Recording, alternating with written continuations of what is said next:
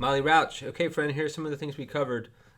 We talked a little bit about seventh chord theory and how it's really just a two-part equation. You have a triad and you have a seventh. So you have a major triad or a minor triad. Whoops. And you can add two types of sevenths, the major seventh, D sharp, seventh note of a major scale, or the D natural, which is your minor seventh. Major seventh, minor seventh. So the chord that's all major is called a major seven. The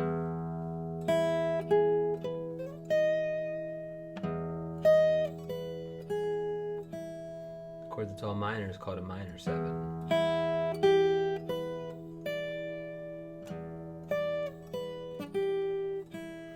And then the chord that's a clash of the two is called the dominant seventh, which is the most common type of seventh chord. Major triad and minor seventh.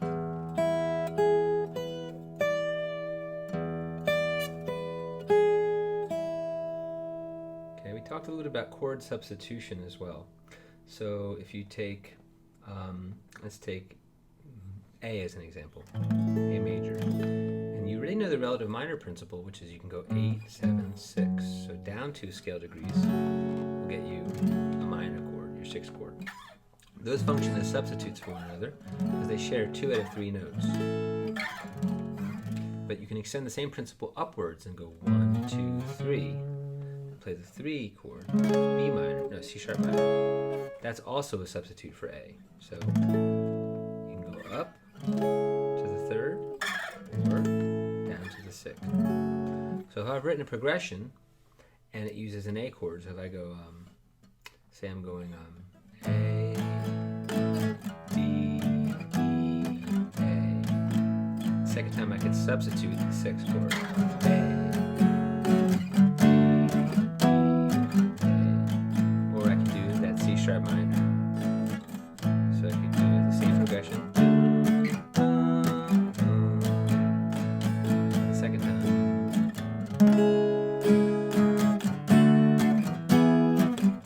So if I'm tired of using A over and over, I could substitute F sharp minor or C sharp minor. And that's where I recommended in your song, on your last line, going from C to D minor, I think it's to F, G to F, and then A minor as a substitute for C to D minor, or the other trick with the secondary dominant. That means taking any chord in the scale and making it a dominant seventh. So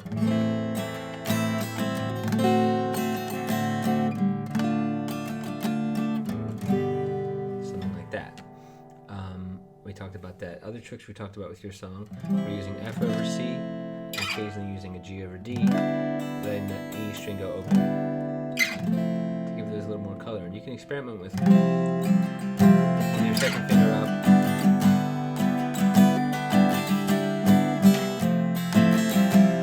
Picking these fingers up is always nice.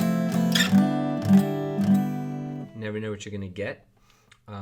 And we also talked about on the bridge using G with the thumb, so that you can use B flat with the thumb, and then F with the thumb as well.